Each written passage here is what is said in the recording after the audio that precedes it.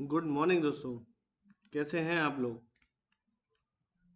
Hopefully आप सब अच्छे होंगे, अपना ध्यान रख रहे होंगे और अपने एग्ज़ाम की तैयारी, एचआर एग्ज़ाम की तैयारी बहुत अच्छे से कर रहे होंगे।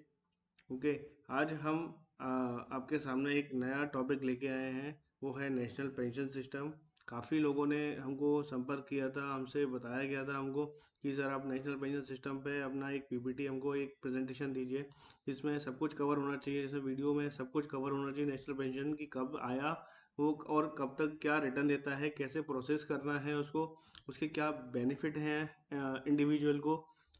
ओके। तो हम उस पर नेशनल पेंशन सिस्टम काफ़ी हमने इस वीडियो पे हमने काफ़ी मेहनत की है, आप लोगों के लिए लेके आए हैं। ये आप ही का प्यार है जिसके लिए हम ये वीडियो हम ला पाए हैं। ओके। तो आज हम स्टार्ट करते हैं national pension system. Okay. Before जैसा कि हम नेशनल पेंशन सिस्टम प्रेजेंटेशन जो अपना वीडियो है उससे स्टार्ट करें, आप लोगों से एक रिक्वेस्ट है कि आप लोग हमारे चैनल को सब्सक्राइब कीजिए, लाइक कीजिए अगर आपको पसंद आए तो। अगर इनकेस आपको पसंद नहीं भी आता है तो आप डिसलाइक कर सकते हैं दोस्तों, बट आप हमारे चैनल को सब्सक्राइब कीजिए और आपका अच्छा लगे तो आप शेयर भी कीजिए और बेल आइकन को बटन दबाना मत भूलिएगा। क्योंकि उससे आपको जो भी नई हमारी प्रेजेंटेशन या जो भी हमारे वीडियोस आते हैं, लेक्चर वीडियोस आते हैं या किसी इंपॉर्टेंट टॉपिक्स पे कोई वीडियो आता है जिससे आपको इन्फॉर्मेशन आपको मिल जाए, इमीडिएटली मिल जाए। ओके। इसलिए आप प्लीज़ हमारे चैनल को लाइक एंड सब्सक्राइब कीजिए दोस्तों। तो अब हम स्टार्ट करते हैं national pension system. National pension system basically एक पेंशन सिस्टम है जो गवर्नमेंट लेके आई थी। पहले ये गवर्नमेंट एम्प्लॉयज़ के लिए था। जैसा मैंने आपको बताया कि पहले सभी एप्रीहेंशन क्या है, पूरे जो गवर्नमेंट लोगों के मन में एप्रीहेंशन क्या है कि ये जो पेंशन सिस्टम है basically it is meant for central government employees, but ऐसा नहीं है। ये जो पेंशन सिस्टम है सब्सिक्वेंटली कि गवर्नमेंट ने इसको जो जॉब में है और जो जॉब में नहीं भी है या जिनका खुद का काम है, जिनकी खुद की शॉप है, वो भी एक इसमें अपना अकाउंट ओपन कर सकते हैं और अपने जो रिटायरमेंट का, ओके, 60 ईयर की एज तक अपना फंड एक्यूमुलेट कर सकते हैं जो कि मार्केट ड्रिवन रहेगा। काफ़ी अच्छे रिटर्न्स आते हैं उस पे आपको, रिटर्न्स आएंगे और आप 60 साल के बाद उसको एक विड्रॉ कर सकते हैं, उसकी पेंशन ले सकते हैं। इसका आपका एक एक्यूमुलेशन रहेगा और आपके 60 साल के बाद आपके पास उसकी पेंशन हर महीने आपको मिलती रहेगी। ओके। तो ये बेसिकली ये हर किसी के लिए उपलब्ध है। ओके। जैसे हम कंटिन्यू करते हैं, आपके लिए एक छोटा सा वीडियो है इसमें।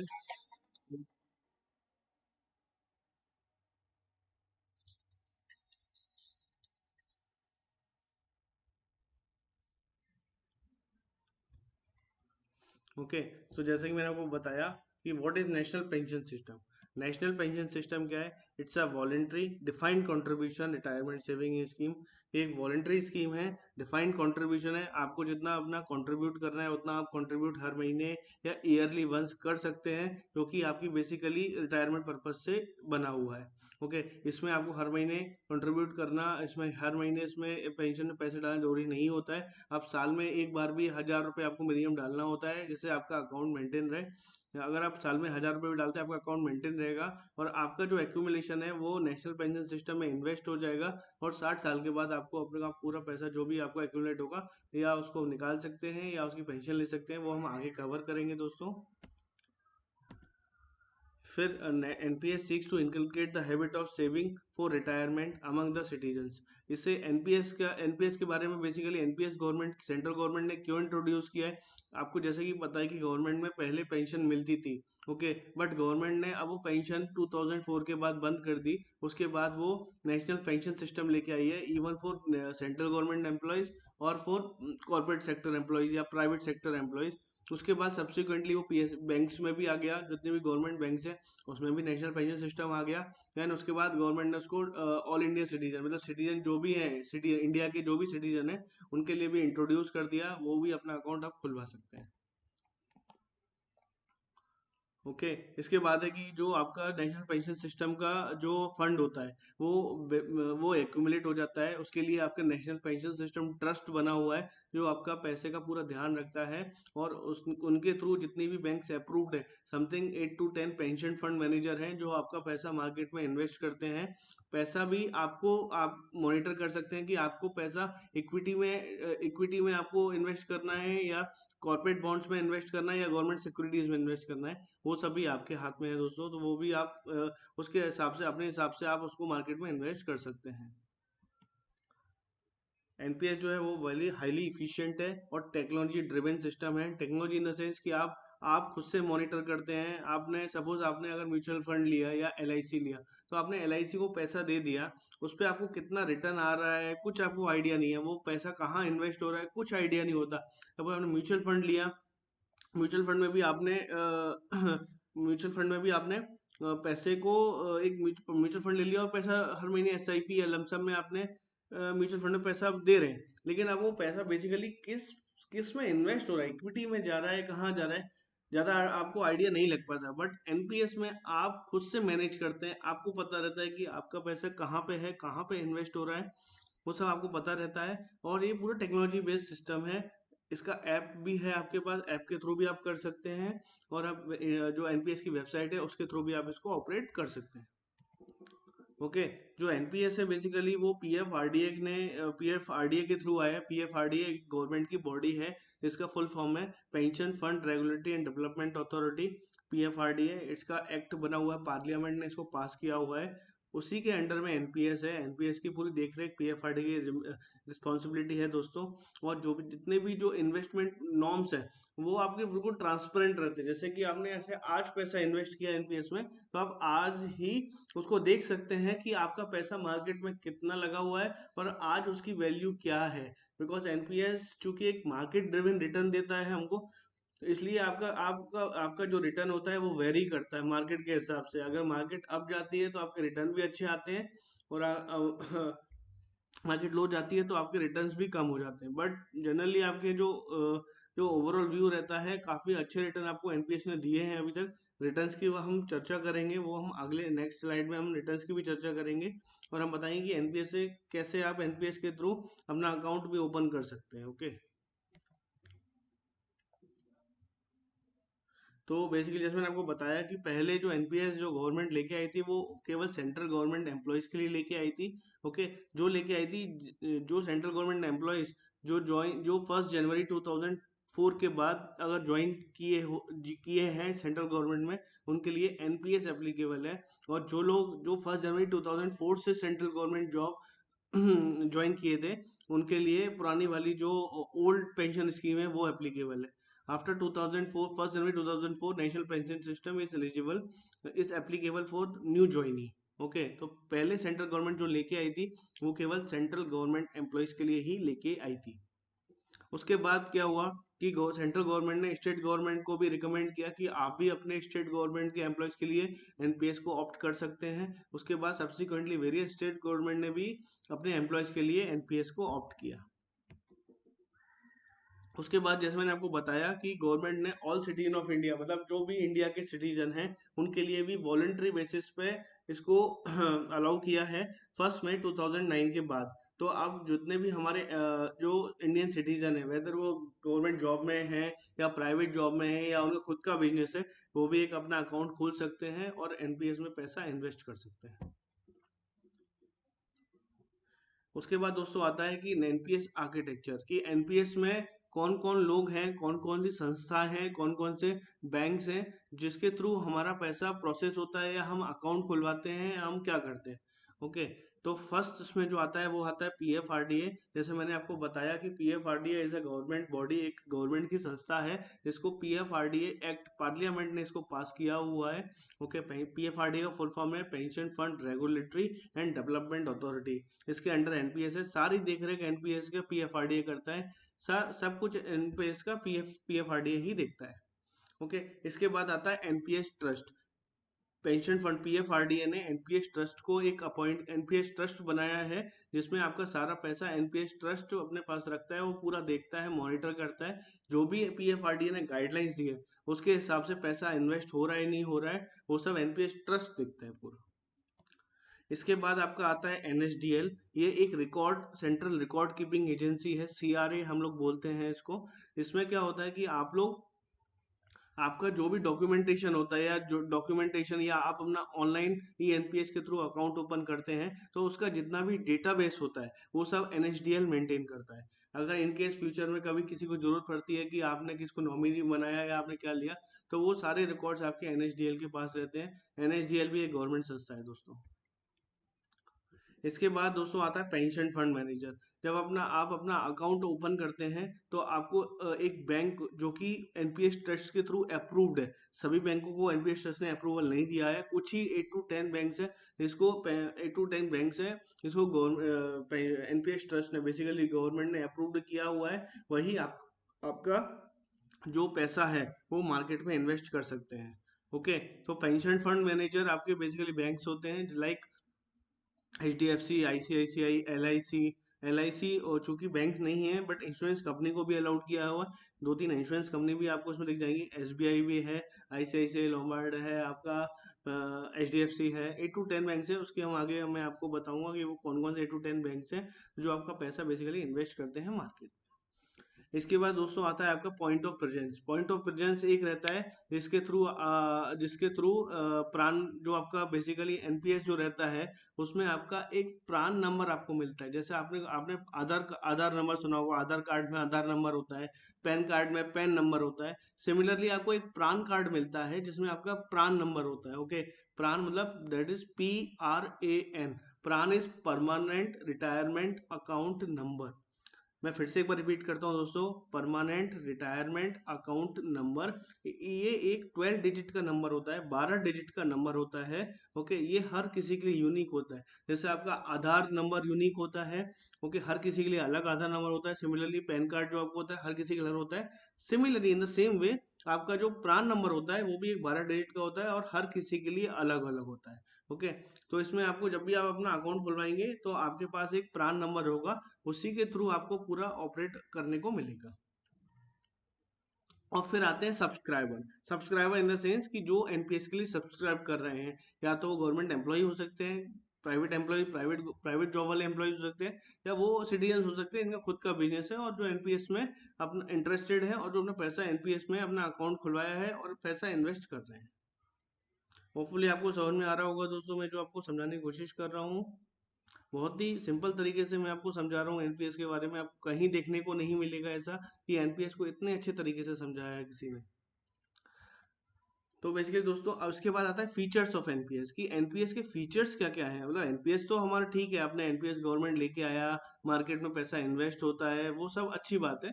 बट फीचर्स क्या क्या है, मैं इंडिविजुअल जो सिटीजन है उसको तो कुछ पता ही नहीं है, तो मार्केट में पैसा इन्वेस्ट होगा कैसे, मुझे पैसा मिलेगा कैसे, या उसके बेनिफिट क्या है, पैसा मुझे बढ़ के कैसे मिलता है, वो सब के लिए फीचर्स ऑफ एनपीएस हम एक बार इसको देखेंगे कि फीचर्स क्या क्या है एनपीएस के। सबसे पहले मैं आपको बताना चाहूंगा कि जो एनपीएस का अकाउंट है वो 18 to 65 ईयर्स के बीच में कोई भी जो सिटीजन की इसकी एज है वो खुलवा सकता है अपना अकाउंट। ओके, और इसको 70 ईयर तक आप कंटिन्यू कर सकते हैं इस अकाउंट एनपीएस के अकाउंट को।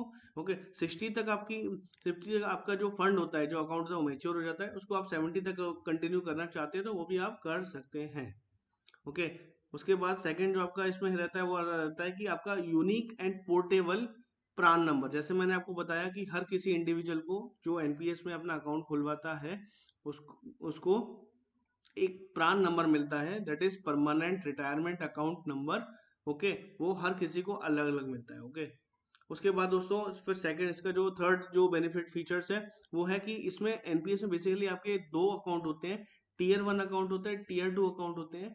टीयर 1 अकाउंट क्या होता है कि सबसे पहले जब आप अपना एनपीएस का अकाउंट खोलेंगे तो आपका टीयर 1 अकाउंट ही खुलता है दोस्तों। टीयर 1 जो अकाउंट रहता है वो बेसिकली आपका रिटायरमेंट पर्पज से गवर्नमेंट ने बनाया है, जिसमें सर्टेन लिमिट रहती है कि आप उसमें से पैसा विड्रॉ नहीं कर सकते जब तक आप 60 साल के नहीं हो जाते। हाँ, कुछ पैसा आप विड्रॉ कर सकते हैं बट मोस्ट पार्ट आपको जो आपको मिलेगा वो आपको 60 साल के बाद ही मिलेगा। ओके, तो टीयर 1 अकाउंट जो बेसिकली है आपका वो रिटायरमेंट के पर्पज से बना है। उसके सिमिलरली जो आपका टीयर सेकंड जो अकाउंट होता है वो आप as a saving account operate कर सकते हैं, उसमें आप कभी भी पैसा डाल सकते हैं, कभी भी पैसा निकाल सकते हैं, उसमें कोई लिमिट नहीं है दोस्तों। ओके, जो आपको टैक्स बेनिफिट मिलता है बट वो आपको केवल टीयर 1 में मिलता है, टीयर 2 में नहीं मिलता है। लेकिन टीयर 1 में आपको रिटर्न अच्छे मिलते हैं, क्योंकि आपका अगर पैसा अकाउंट में सेविंग अकाउंट में है और अगर आप एनपीएस में डालते हैं तो एनपीएस में आपका पैसा ज़्यादा बढ़ता है। इनफैक्ट आपका जो आपका बैंक में पैसा है उस पर आपको 4% या 3% का रिटर्न मिलता है, बट एनपीएस में आपको एटलीस्ट 10 से 12% का रिटर्न मिलता है। और उसमें से भी आप पैसा कभी भी टीयर सेकेंड अकाउंट में अगर आप कंट्रीब्यूट करते हैं तो आप कभी भी विड्रॉ कर सकते हैं। ओके दोस्तों, उसके बाद आपका आता है चॉइस ऑफ पीएफएम। जैसे मैंने आपको बताया, पीएफएम का मतलब क्या होता है, पेंशन फंड मैनेजर होता है दोस्तों। पेंशन फंड मैनेजर, जैसे आप फंड मैनेजर आपको लग रहा हो, फंड मीन्स मनी होता है, मैनेजर मतलब जो उसको मैनेज कर रहा है। ओके, पेंशन फंड मैनेजर मतलब जो आपका फंड है वो बेसिकली पेंशन के लिए बना है, तो पेंशन फंड मैनेजर बोलते हैं इसको। पेंशन फंड मैनेजर बेसिकली आपके इंश्योरेंस कंपनीज रहती हैं और बैंक्स रहती है जो आपका पैसा मार्केट में इन्वेस्ट करती है। ओके, जो उन्हीं बैंक वही बैंक केवल ऑपरेट करती है जिसको गवर्नमेंट ने परमिशन दी हुई है। ओके, नेक्स्ट जो फीचर्स है इसका वो है फ्लेक्सिबल एग्जिट ऑप्शन। जैसा दोस्तों मैंने आपको बताया था कि एनपीएस आपको फ्लेक्सिबल एग्जिट ऑप्शन देता है। 60 साल तक आप पैसा 60 साल जैसे आपका कंप्लीट करते हो और उसके बाद आप अपना पैसा ले सकते हो लमसम में सर्टेन लिमिट के साथ, और बाकी अमाउंट का आपको पेंशन लेना होता है। ओके, बट अगर आपको 60 साल में नहीं लेना है तो आप इसको 70 साल तक भी कंटिन्यू कर सकते हैं दोस्तों। तो उसमें आपको मल्टीपल एग्जिट ऑप्शन मिलते हैं कि आपको पैसा कब लेना है कब नहीं लेना है, वो भी आप अपने अकॉर्डिंग अपनी जरूरत के अकॉर्डिंग उसको आप सेट कर सकते हैं दोस्तों। उसके बाद आपका आता है यूनिक टैक्स टैक्स बेनिफिट। तो जैसे मैंने आपको बताया कि एनपीएस में गवर्नमेंट ने स्पेशल टैक्स प्रोविजन दिए हैं जिसमें आपको टैक्स डिडक्शन मिलता है दोस्तों, जो कि एप्लीकेबल होता है केवल टीयर 1 अकाउंट में। टीयर 2 अकाउंट में टैक्स बेनिफिट एप्लीकेबल नहीं होता है। टैक्स के बारे में चर्चा हम आगे करेंगे दोस्तों। अब अभी हमने चेक किया दोस्तों फीचर्स ऑफ एनपीएस की, एनपीएस के क्या फीचर है। अब हम देख रहे हैं कि बेनिफिट्स ऑफ एनपीएस की, एनपीएस के बेनिफिट्स क्या क्या है। ओके, तो अब आप देखेंगे कि एनपीएस के बेनिफिट्स हैं। एनपीएस बहुत ही सिंपल जैसे मैंने आपको बताया बहुत ही सिंपल है। आपको आपका जो अकाउंट है वो सिर्फ एक दिन में खुल जाता है दोस्तों।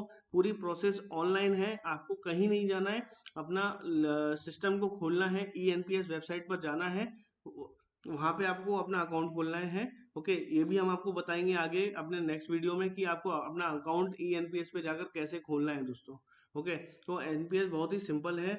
उसके साथ एनपीएस फ्लेक्सिबिलिटी है। फ्लेक्सिबिलिटी इन द सेंस कि आप अपना पैसा आपको कहाँ इन्वेस्ट करना है वो आप चूज कर सकते हैं और कभी भी चेंज कर सकते हैं दोस्तों। कोई ऐसा नहीं है कि आपको चेंज नहीं करना है, आप कभी भी चेंज कर सकते हैं। उसके लिए भी आपको प्रोविजन दिया गया है एनपीएस में कि आप सपोज आपने अगर जब आपने अपना अकाउंट खुलवाया है उस समय आपने एसबीआई को चूज किया कि मैंने पैसा SBI fund pension fund manager choose किया कि आपका पैसा एसबीआई इन्वेस्ट करेगा। ओके, फिर आपने 1 साल तक उसको देखा कि एसबीआई का रिटर्न तो 9% ही आया है यार, लेकिन एचडीएफसी ने तो 12% रिटर्न दिया है। तो आप क्या कर सकते हैं, उसको एचडीएफसी में चेंज कर सकते हैं। तो नेक्स्ट टाइम जो आपका पैसा होगा नेक्स्ट ईयर से वह एचडीएफसी इन्वेस्ट करेगा। तो ये फ्लेक्सिबिलिटी आपको एनपीएस देता है दोस्तों। उसके बाद है पोर्टेबल। जैसे मैंने आपको बताया एक आपको पोर्टेबिलिटी रहता है कि आपका अकाउंट नंबर जो रहता है, प्रान नंबर बेसिकली जो रहता है वो आपका पोर्टेबल रहता है। कहीं भी आप स्विच कर सकते हैं। मतलब अगर आप अभी प्राइवेट जॉब में है, कल आपकी अगर गवर्नमेंट जॉब लगती है तो आप उसको गवर्नमेंट जॉब में स्विच कर सकते हैं, गवर्नमेंट जॉब से प्राइवेट जॉब में स्विच कर सकते हैं, प्राइवेट जॉब से सिटीजन वाला जो कैटेगरी है ऑल इंडिया सिटीजन में उसमें भी स्विच कर सकते हैं। तो ये पोर्टेबिलिटी है, बहुत ईजी प्रोसेस रहता है। ओके, जो आपको एनपीएस प्रोवाइड करता है दोस्तों। उसके बाद है स्ट्रॉन्ग रेगुलेशन। इसमें किसी भी प्रकार का कोई इशू नहीं आता दोस्तों, स्ट्रॉन्ग रेगुलेशन है। जैसे मैंने बताया काफी गवर्नमेंट की संस्था है जो उसको काफी बारीकी से मॉनिटर की हुई है, एक प्रॉपर सिस्टम बना हुआ है जिसको आप अच्छे से ऐप के थ्रू, इवन आपको आप ऐप के थ्रू जो हमारा जो गूगल प्ले स्टोर होता है वहां से आप ऐप डाउनलोड कर सकते हैं एनपीएस के नाम का, उससे आप मैनेज कर सकते हैं। और इवन आपके लैपटॉप से आप ई एनपीएस की वेबसाइट पे भी जाके उसको मैनेज कर सकते हैं। बहुत ही स्ट्रॉन्ग रेगुलेशन है दोस्तों। इसके बाद जैसे मैंने आपको लास्ट स्लाइड में कवर किया था कि टैक्स सेविंग रहता है, वो हम आगे अपनी स्लाइड में कवर करेंगे दोस्तों। उसके बाद ट्रांसपेरेंट स्ट्रक्चर है दोस्तों। Transparent structure in the sense कि आपको आपका जो पैसा जो आपने एनपीएस में इन्वेस्ट किया है वो आप रेगुलर डे पे एवरी डे आप उसको मॉनिटर कर सकते हैं, चेक कर सकते हैं। ओके, कि आपका पैसा बेसिकली इन्वेस्ट कहाँ हो रहा है वो भी चेक कर सकते हैं। और दूसरा चेक कर सकते हैं कि आपका पैसा आपने सपोज 10,000 रुपये लगाया तो आज की तारीख में उस पैसे की वैल्यू क्या है, अगर उसमें कितना परसेंट रिटर्न आया, वो सब आप रेगुलर डे पे एवरी डे आप उसको मॉनिटर कर सकते हैं केवल अपने घर बैठे मोबाइल ऐप के थ्रू। तो बहुत ही अच्छे बेनिफिट है एनपीएस के दोस्तों। अब हम देखेंगे कि इन्वेस्टमेंट ऑप्शन एनपीएस, अब एनपीएस में आप पैसे कैसे इन्वेस्ट कर सकते हैं। ओके, तो सबसे पहले आता है एनपीएस में, जैसे मैंने आपको बताया कि एनपीएस में आपके दो पार्ट रहते हैं। फर्स्ट रहता है टीयर वन अकाउंट, जिसमें आप टायर वन अकाउंट होता है, दूसरा होता है आपका टीयर टू अकाउंट। ओके, तो पहले हम टीयर वन अकाउंट एक बार देख लेते हैं दोस्तों। टीयर वन अकाउंट जैसे मैंने आपको बताया था कि बेसिकली वो रिटायरमेंट पर्पज से ही बना है। ओके, सब्सक्राइबर जो होता है वो उसको टीयर वन अकाउंट अपना ओपन कर सकता है, और वो बेसिकली उसमें अपनी अपनी थोड़ी थोड़ी सेविंग अपने रिटायरमेंट के लिए 60 साल के बाद के लिए सेव कर सकता है। ओके, और वो उसको 60 साल के बाद ही मिलेगा, विथ सम प्रोविजन है कि आप थोड़ा पैसा आपको पहले भी मिल जाएगा, बट उसके लिए थोड़ा सा पैसा ही मिलता है, बाकी जो मोस्टली जो पैसा है वो आपको रिटायरमेंट के बाद ही मिलेगा। ओके, फिर आपको मैंने बताया कि इनकम टैक्स जो बेनिफिट रहता है केवल टीयर वन में ही रहता है, टीयर टू में इनकम टैक्स बेनिफिट नहीं है दोस्तों। ओके, तो आपको टीयर वन अकाउंट क्लियर हो गया होगा दोस्तों। जब भी आप अपना एनपीएस में आप अपना अकाउंट ओपन करेंगे, सबसे पहले आपको टीयर वन अकाउंट ओपन करना ही पड़ेगा, बिकॉज वो बेसिकली एनपीएस का टीयर वन अकाउंट, वो टीयर वन जो अकाउंट है वो बेसिकली एनपीएस का ही है, मतलब एनपीएस ने पर्पसली टीयर वन अकाउंट ही लेके आया जो रिटायरमेंट के पर्पज से लेके आया। अब है दोस्तों हमारा टीयर टू अकाउंट। अभी टीयर वन तो है, टीयर टू वह, जब टीयर वन है तो गवर्नमेंट टीयर टू क्यों लेके आया है उसमें, बिकॉज कि एनपीएस के रिटर्न्स इतने अच्छे हैं दोस्तों, क्योंकि वो मार्केट ड्रिवन है। रिटर्न्स कम भी हो सकते हैं, ज्यादा भी हो सकते हैं, बट रिटर्न्स काफी अच्छे आए हैं। इसके लिए गवर्नमेंट ने क्या बोला है कि आप टीयर वन अकाउंट में तो सेविंग अकाउंट की तरह उसको, रिटायरमेंट अकाउंट की तरह उस अकाउंट को मेंटेन कीजिए, बट जो आपका टीयर टू अकाउंट होता है उसको आप normally as a saving account देखिए। बिकॉज सेविंग, जब भी आप अपना पैसा किसी बैंक में डालते हैं, कहीं भी डालते हैं, तो वो आपको केवल कितना परसेंट देता है, हार्डली 3%, 4% रिटर्न आपको मिलता है जब आप पूरे साल में उसको इन्वेस्ट करते हैं। बट अगर आप इसमें डालते हैं, एनपीएस के टीयर टू अकाउंट डालते हैं, तो आपको रिटर्न 10%, 12% रिटर्न आता है दोस्तों, जो कि बहुत ही अच्छा है। और उस दूसरी बात इसमें क्या खास बात क्या है, पैसा आप कभी भी निकाल सकते हैं, कभी भी कितना भी पैसा इसमें आप इन्वेस्ट कर सकते हैं टीयर टू अकाउंट में, कभी भी निकाल सकते हैं, तो वो सब आपके लिए रहेगा। टीयर वन अकाउंट में मैं दोस्तों फिर से एक बार दोहराना चाहूंगा, एक बार फिर से आपको बताना चाहूंगा कि tier one account basically retirement purpose से है, जिसमें आपका कुछ भी आप उसमें से नहीं ले सकते, बट आपका जो टीयर टू अकाउंट है वो आप कभी भी उसमें से पैसा निकाल सकते हैं, कभी भी इन्वेस्ट कर सकते हैं, वो आपकी चॉइस के ऊपर डिपेंड करता है। इसके बाद हम फिर कंटिन्यू करते हैं कि एनपीएस में बेसिकली होता क्या है, पैसा कैसे इन्वेस्ट करता है। पीएफएम जैसे मैंने आपको बताया, पेंशन फंड मैनेजर है, वो कौन कौन से हैं और कौन कौन सी स्कीम है जिसके थ्रू आप चूज कर सकते हैं और अपनी पैसे को इन्वेस्ट कर सकते हैं। तो पहला जो आता है दोस्तों वो है अप्रोच। तो एनपीएस में बेसिकली आपकी टू टाइप्स ऑफ अप्रोच रहती है। फर्स्ट जो अप्रोच रहती है वो रहती है आपकी दोस्तों ऑटो चॉइस। ऑटो चॉइस में जो रहता है आपके कि ऑटो चॉइस में कि आपने फिक्स कर दिया कि मुझे LC75 लेना है या LC50 लेना है या LC25 लेना है। LC75 क्या है दोस्तों, LC50 क्या है, LC25 क्या है, आपको बहुत अच्छे से मैं समझाता हूँ दोस्तों। LC75 क्या है, इसका मीनिंग है aggressive life cycle fund. Aggressive word आपको लग रहा होगा कि एग्रेसिव मतलब आपको पैसा बहुत एग्रेसिवली इन्वेस्ट करते हैं। हाँ दोस्तों, LC75 का क्या मतलब है कि आपका जो 75% जो आपका पैसा रहेगा वो आपका इक्विटी मार्केट में इन्वेस्ट रहेगा। रिमेनिंग जो पैसा रहेगा 25% जो पैसा रहेगा वो आपका कॉर्पोरेट बॉन्ड्स और गवर्नमेंट सिक्योरिटीज में इन्वेस्टेड रहेगा। सिमिलरली दोस्तों LC50 जिसको हम बोलते हैं moderate life cycle fund, LC, यहाँ पे जो हमने LC लिखा हो, LC का मीनिंग है लाइफ साइकिल। ओके, तो LC50 मतलब moderate, moderate in the sense कि 50% जो आपका पैसा रहेगा वो इक्विटी में रहेगा और 50% जो आपका पैसा रहेगा वो गवर्नमेंट बॉन्ड और कॉर्पोरेट गवर्नमेंट सिक्योरिटीज और कॉर्पोरेट बॉन्ड में इन्वेस्टेड रहेगा। Moderate in the sense because दोस्तों कि जो इक्विटी मार्केट जो रहती है वो वॉलेटाइल रहती है। Okay, volatile in the sense कभी आपका पैसा ज्यादा भी हो सकता है, कभी आपका पैसा कम भी हो सकता है। कंप्लीटली मार्केट ड्रिवन रहता है। मार्केट अगर बहुत अच्छा परफॉर्म कर रही है तो आपका पैसा बहुत अच्छा बढ़ेगा, ग्रोथ करेगा। 12% का आपको 16, 20%, 28%, 50% रिटर्न आ सकता है दोस्तों। बट अगर आपका मार्केट डाउन चल रही है तो आपका पैसा भी कम होता जाएगा, जो आपने पैसा डाला है उसकी वैल्यू भी कम होती जाएगी दोस्तों। तो यहाँ पे जो जो आपके पास अप्रोचेस है उसके हिसाब से आप है ना अपना पैसा इन्वेस्ट कर सकते हैं दोस्तों।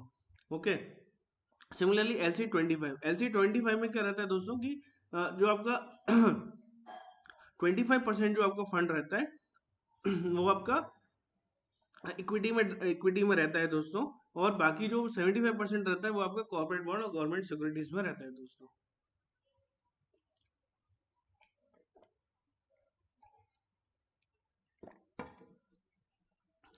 दोस्तों आपको होपफुली आपको क्लियर हो गया होगा कि LC75 क्या होता है, LC50 क्या होता है और LC25 क्या होता है। तो ये हम बात कर रहे हैं एक्टिव चॉइस की। इसके बाद हम बात करते हैं ऑटो चॉइस की। ऑटो चॉइस में क्या होता है दोस्तों कि आपको खुद से परसेंटेज डालना होता है कि आपको इक्विटी में कितना परसेंट चाहिए, गवर्नमेंट सिक्योरिटीज में कितना चाहिए और कॉर्पोरेट बॉन्ड्स में कितना चाहिए। सपोज लेट्स से कि आपको इक्विटी में आपका 100% फंड है, अगर आपका 100 रुपए है तो 100 रुपए आपको इक्विटी में कितना डालना है, 80% डालना है, 75% डालना है या आपको 60% डालना है। तो वो आपको आप पे डिपेंड करता है, बिकॉज आपको परसेंटेज मेंटेन करना पड़ेगा। आपको वहां पे लिखना पड़ेगा कि मुझे इतना परसेंट मेरा इक्विटी में इन्वेस्ट होना चाहिए, इतना परसेंट गवर्नमेंट सिक्योरिटीज में और इतना परसेंट आपका कॉर्पोरेट बॉन्ड में इन्वेस्ट होना ही चाहिए। तो उसके लिए आपको एक्टिव चॉइस ऑप्शन को चूज करना पड़ेगा। ओके, उसके बाद जैसे मैंने आपको बताया कि जो एनपीएस रहता है उसमें आपकी 3 टाइप्स की स्कीम्स रहती हैं दोस्तों।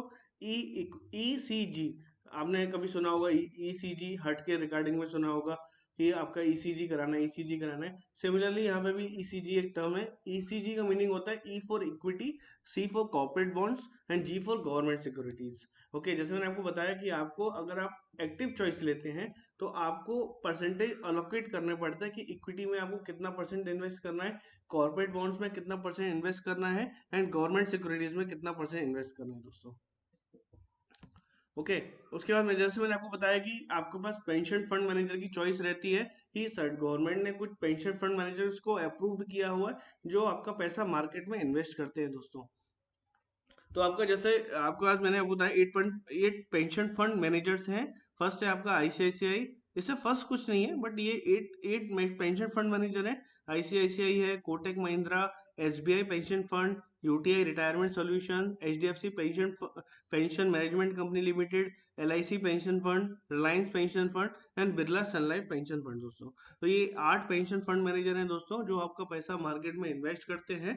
ओके, आपको इनमें से किसी एक फंड मैनेजर को चूज करना होता है जो आपका पैसा इन्वेस्ट करेगा मार्केट में। इन केस अगर आप उससे सेटिस्फाइड नहीं है, आपको उतना आपके हिसाब से जो आपको रिटर्न्स मिलना चाहिए वो नहीं मिला है, तो आप हर साल एक बार आपको प्रोविजन दिया है एनपीएस में कि आप अपना फंड मैनेजर को चेंज कर सकते हैं साल में एक बार। उसके बाद दोस्तों जैसा मैंने आपको बताया था कि हम टैक्स सेविंग वाला पार्ट भी कवर करेंगे, तो हम एक बार टैक्स सेविंग पार्ट को देख लेते हैं कि एनपीएस में आपको टैक्स सेविंग क्या होता है। ओके, तो एनपीएस में जैसा कि आपको पता है कि एनपीएस में आपको बेसिकली अगर आप गवर्नमेंट जॉब में है या प्राइवेट जॉब में है तो आपका पीएफ में पैसा इन्वेस्ट होता है जिसको आप एटीसी के अंदर टैक्स डिडक्शन मिलता है 1.5 लाख का, वो सब आपको पता है। लेकिन अगर आप प्राइवेट जॉब अगर आप जॉब नहीं करते या आपका खुद का बिजनेस है तो आपका पीएफ पीएफ तो होता नहीं है आपका, तो आपको वो जो 1.5 लाख की लिमिट है वो आपका टैक्स में बेकार चला जाता है। ओके, तो आप क्या कर सकते हैं, अगर जो लोग जिसका खुद का बिजनेस है और जो अपना एनपीएस में इंटरेस्टेड है वो वो 1.5 लाख पैसा इन्वेस्ट कर सकते हैं और उसका टैक्स डिडक्शन उनको प्रॉपर तरीके से एटीसी के अंदर मिल जाता है दोस्तों। याद रखिएगा, एटीसी के अंदर उनको मिल जाता है। Okay, up to 1.5 lakh. Okay, उसके बाद दोस्तों आता है एटी सीसीडी 1 बी। ओके, एक प्रोविजन गवर्नमेंट ने स्पेशल दिया है दोस्तों, केवल एनपीएस को दिया गया है कि अगर आप 50,000 एक्स्ट्रा डालते हैं दोस्तों उसके लिए भी आपको एटी सीसीडी 1 बी के अंदर टैक्स डिडक्शन मिलता है। तो बेसिकली दोस्तों गवर्नमेंट एम्प्लॉयज को तो पीएफ भी जा रहा है तो 1.5 लाख लिमिट उसका वही हो जाता है, लेकिन उसको फायदा जो रहता है वो 50,000 का रहता है कि 50,000 को एडिशनल मिलता है। जबकि हमारे जो वो दोस्त है जो जिनकी खुद की शॉप है या खुद का बिजनेस है और वो एनपीएस में इंटरेस्टेड है इन्वेस्ट करने के लिए, तो उनको उनको बेनिफिट कहाँ मिलता है, टोटल आपको मिलता है 2 लाख का बेनिफिट मिलता है दोस्तों, 2 लाख का बेनिफिट मिलता है। 1.5 लाख का मिलता है एटी सीसीडी 1 में और 50,000 का मिलता है एटी सीसीडी 1 बी में मिलता है दोस्तों। ओके, जो 80 सीसीडी 2 वाला पार्ट है दोस्तों वो बेसिकली जॉब जो जो एम्प्लॉय जो जॉब कर रहा है, जो हमारे सिटीजन से जॉब कर रहे हैं उन्हीं के लिए एप्लीकेबल है दोस्तों, जिसमें आपको 10% ऑफ बेसिक डीए आपका अगर एम्प्लॉयर कोई भी जो आपका एम्प्लॉयर है वो अगर आपके बिहाफ पे एनपीएस में कंट्रीब्यूट करता है तो उसका भी आपको 10% का फायदा मिलता है दोस्तों। 10% ऑफ बेसिक और डीए का आपको 1.5 लाख, उसकी कोई लिमिट नहीं है दोस्तों, 10% कितना भी हो सकता है ये, लेकिन एप्लीकेबल उन्हीं लोगों के लिए जो जॉब कर रहे हैं और जिनके बिहाफ पे उनका जो एम्प्लॉयर है वो उनका कंट्रीब्यूट एनपीएस में कर रहा है दोस्तों। तो होपफुली आपको टैक्स सेविंग वाला पार्ट बहुत ही अच्छे से क्लियर हो गया होगा दोस्तों। इसमें केवल मैंने फिर से एक बार दोहराना चाहूंगा, फिर से एक बार हम रिपीट कर लेते हैं दोस्तों कि जो आपका 80 CCD 1 है, इसमें आपको 1.5 लाख तक का लिमिट दिया गया है दोस्तों, प्लस 80 CCD 1 B है, उसमें आपको 50,000 तक का लिमिट दिया गया है, और जो 80 CCD 2 है उसमें अगेन आपको 10% और बेसिक डीए का एम्प्लॉयर आपके ब्याह पे कंट्रीब्यूट कर सकता है और आपको टैक्स डिडक्शन मिल जाएगा दोस्तों।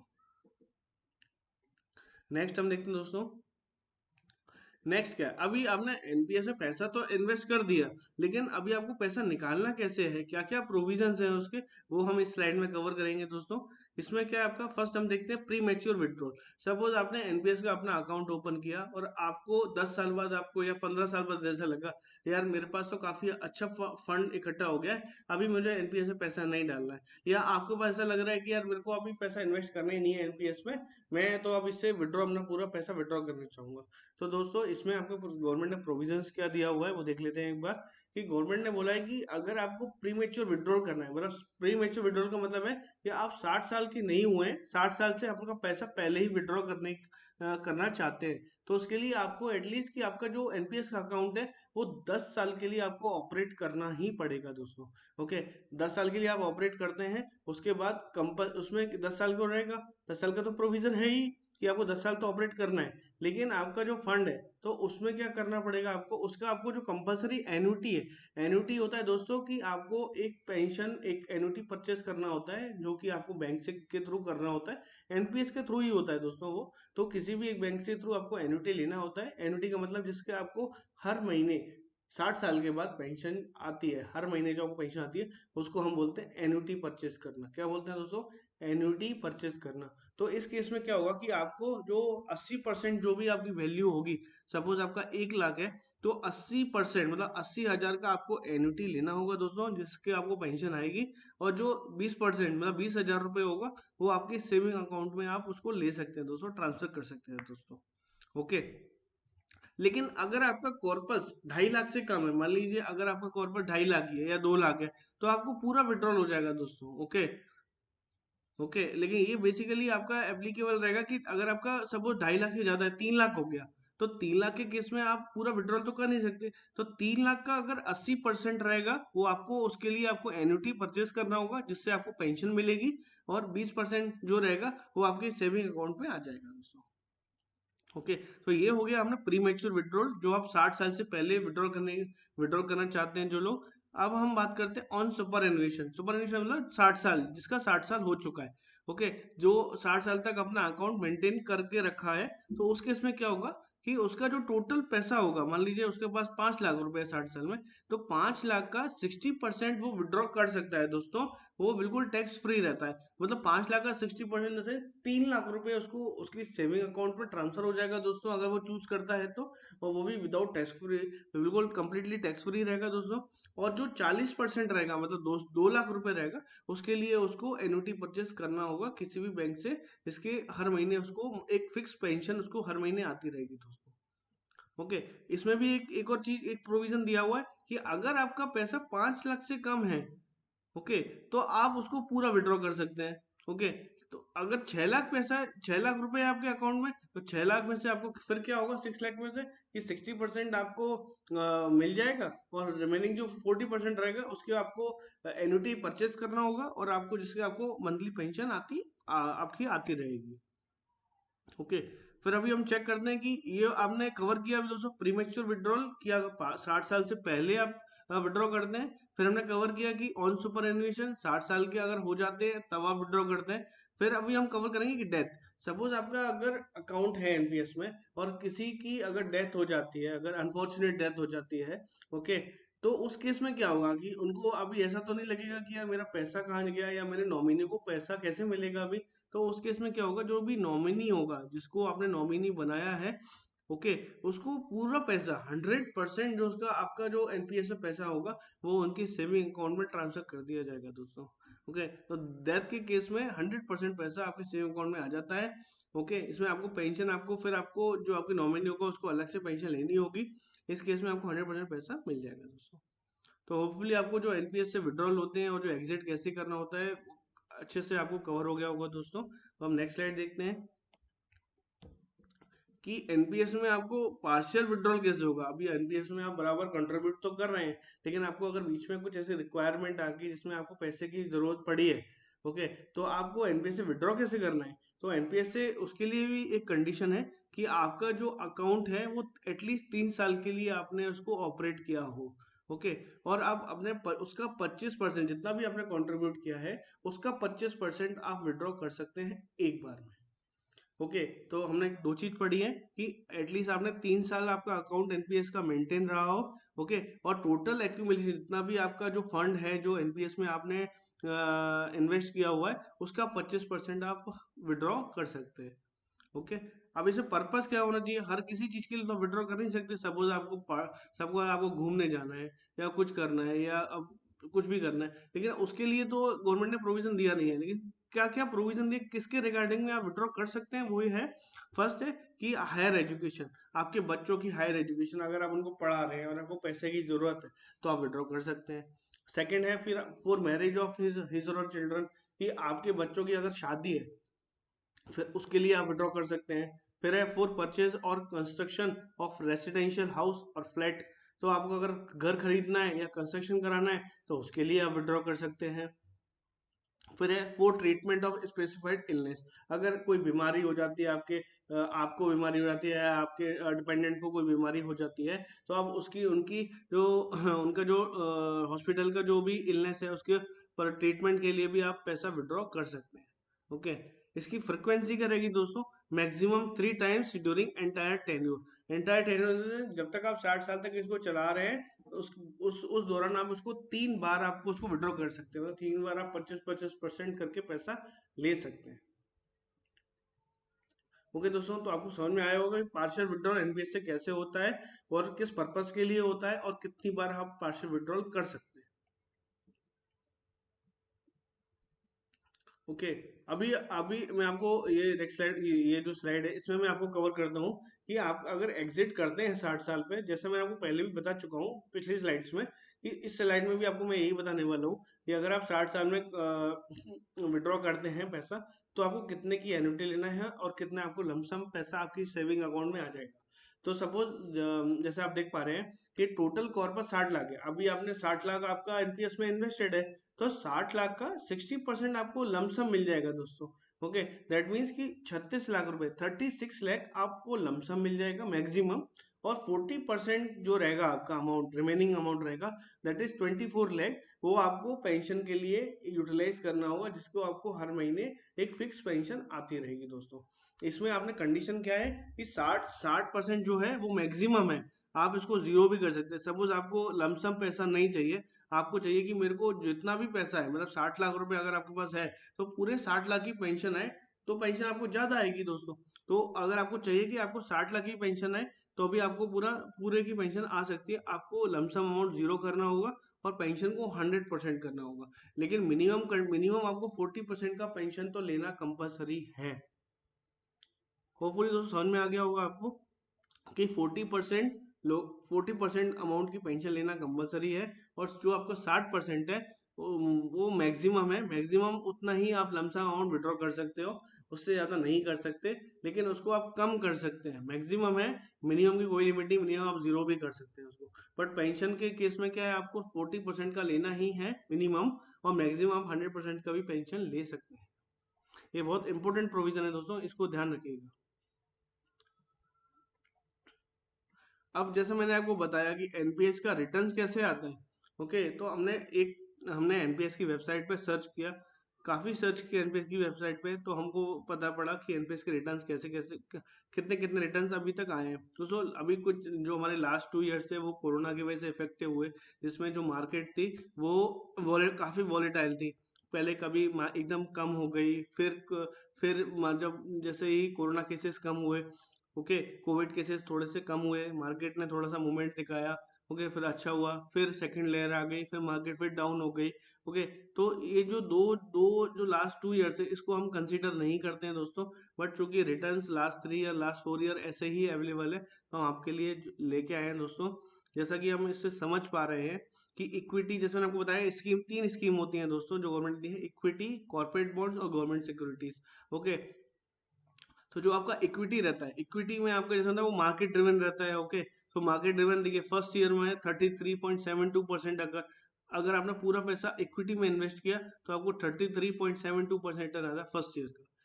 थर्ड ईयर का रिटर्न, आपका रिटर्न 3 ईयर्स के जो लास्ट 3 ईयर्स के रिटर्न आए हैं वो है 70.84, बिकॉज चूंकि लास्ट 3 ईयर में आप कोविड भी कंसिडर कर सकते हैं, तो जो थोड़ा सा रिटर्न है आपको डिफरेंस काफी दिख रहा होगा कि 17.84 कहाँ 33.72 फर्स्ट ईयर का और 73.84, तो डिफरेंस है, बट मोर और लेस आपको 18 to 20% रिटर्न आपको इक्विटी से मिल जाता है दोस्तों। 5 ईयर का रिटर्न हम देखते हैं इक्विटी में तो वो है 17.44%। सिमिलरली कॉर्पोरेट बॉन्ड और गवर्नमेंट सिक्योरिटीज बेसिकली दोस्तों जो रहता है वो आपका एक फिक्स इनकम आपको देते हैं, 7 to 8% रिटर्न आपको जनरली मिल जाता है। ओके, तो आप इसमें भी पैसा, जो अपना पैसा होता है इन्वेस्ट में भी इन्वेस्ट करते हैं, तो इसका रिटर्न फर्स्ट ईयर का रिटर्न है दोस्तों 6.33%, लास्ट 3 ईयर्स के रिटर्न है 11.48%, लास्ट 5 ईयर के रिटर्न है वो है 8.15%। सिमिलरली गवर्नमेंट जो सिक्योरिटीज रहती है उसमें आपका फर्स्ट ईयर का रिटर्न है वो है 2.85%, लास्ट 3 ईयर के रिटर्न जो है वो है 9.88%, और लास्ट 5 ईयर के रिटर्न जो है वो है 6.65%। थैंक यू दोस्तों। जैसा कि हमने आपको बताया था कि हम एनपीएस के लिए आपको एक प्रेजेंटेशन आपको हम बताएंगे कि एनपीएस का ओवरऑल व्यू कवर करेंगे, कैसे आप क्या एनपीएस में क्या क्या होता है, क्या क्या बेनिफिट्स हैं उसके, टैक्स बेनिफिट क्या क्या है, किस किस के लिए एप्लीकेबल है। ओके, तो हमने काफ़ी कुछ कवर किया, होपफुली आपको वीडियो काफ़ी पसंद आया होगा। अगर आपको वीडियो पसंद आया हो तो प्लीज़ आप उसको लाइक करें, सब्सक्राइब करें और हमारे बेल आइकन को दबाना मत भूलिए, बिकॉज यही जो चीज़ है, जो आपका प्यार है वो हमको मोटिवेट करता है कि ऐसे हम वीडियो और भी लेके आए। आप अगर आपको कुछ कुछ आपको टॉपिक है आपके पास जिस पे हमको आपको चाहिए कि हम कुछ उस पर वीडियो लेके कुछ आपके लिए कुछ कंटेंट लेके आए हैं, उसमें कुछ वीडियो लेके आए हैं काफ़ी क्लैरिटी के साथ, तो आप प्लीज़ आप हमको कमेंट बॉक्स में इन्फॉर्म कर दीजिए, हम आपके लिए उस पर कोशिश करेंगे, हम आपके लिए वीडियो लेके आए हैं। जैसे कि मैं बताया कि एनपीएस का हम देंगे, रिटायर्ड लाइफ का सहारा, एनपीएस हमारा। ओके, ये बहुत प्यारी टैगलाइन है जो आपकी एनपीएस में एप्लीकेबल होती है, जो आपको रिटायरमेंट में हेल्प करती है दोस्तों। तो मैं आपसे भी ये भी गुजारिश करूंगा कि आप अपना एनपीएस अकाउंट ओपन कर लें और अपना टीयर 1 में थोड़ा थोड़ा पैसा करके हर साल 1000 1000 रुपये हर महीने या 500 500 रुपये हर महीना अपना पैसा इन्वेस्ट करें, जिससे आपको रिटायरमेंट के टाइम पे, बेसिकली 60 साल के टाइम पे आपको एक अच्छा अमाउंट मिल जाए, जिससे आपकी पेंशन आती रहे और आपको लाइफ आपकी अच्छे से चलती रहे दोस्तों। थैंक यू दोस्तों, हम हमारे साथ जुड़ने के लिए।